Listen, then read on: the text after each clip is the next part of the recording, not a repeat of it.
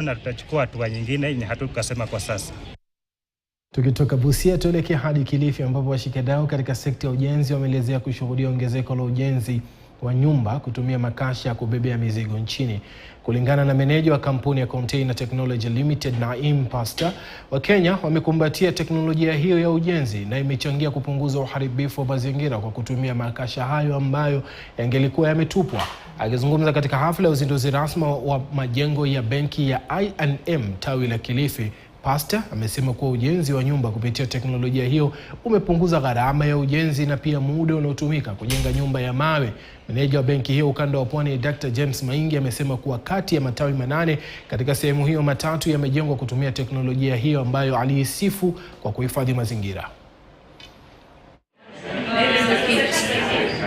Contech, as is famously known, is specializing in upcycling used shipping containers into habitable and usable space.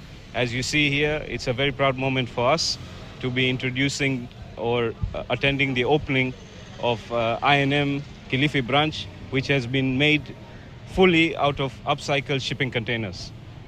This is a disruptive form of construction that we have introduced in Kenya. The major issues we face in the construction industry in Kenya is the time and the availability, time it takes to build such structures, and the availability of material.